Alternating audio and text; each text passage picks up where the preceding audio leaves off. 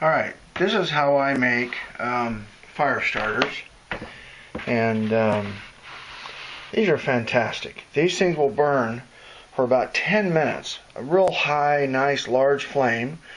You can use it for starting fires. You could use it to cook with. It's made out of paraffin and an egg carton. You tear off the top, take your egg carton and tear it up. Tear the top of the egg carton into sizable pieces, nice pieces, right? Then you're going to distribute these after this is all torn off. You're going to tear up the whole top here, okay? Alright, so now I've got this, the top torn out. You just want to kind of distribute it evenly in the base here. That way it acts as a wick for burning the paraffin that you're going to put in on top of this. Like that. There you go. If some of these are too large, just tear it up. It doesn't matter. Stick them down in there though. Make sure they're evenly distributed. Alright, now pack them down in. Don't let the little pieces stand up too much. You don't mind a little bit, but when you cut these, you're going to have these edges sticking up to light.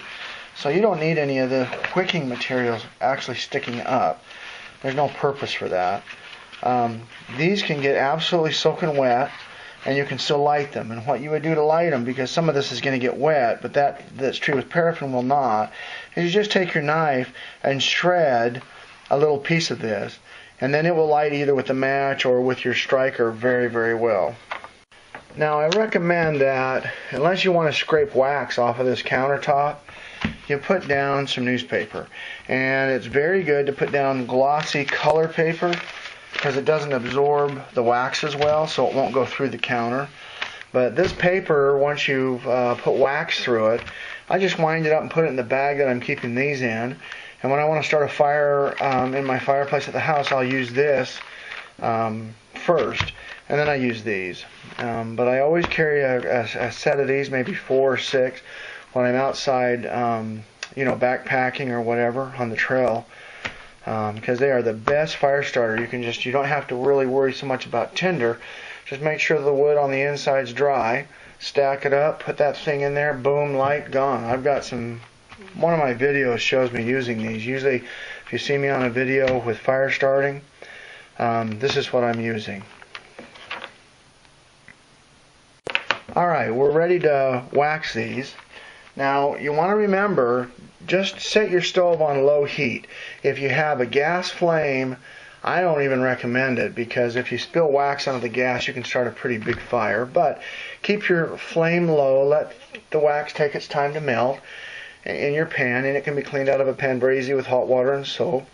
And once you get all your wax melted, then you're ready to pour it on top of here and distribute the wax evenly. And like I said, our wax is ready. We had it set on number 3, but every stove is different, of course. And so let me show you this. We just kind of pour it in there, try to get it as even as possible.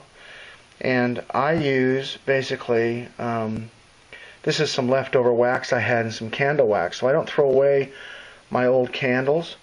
I use them for this. I even do the centers here. That'll help with waterproofing and help it light. But usually you get about, I get about 12 cartons. Every time I do this, I'll get about 12 cartons of fire starters. So that, that would be 12 times 12, 144. But that's pretty decent.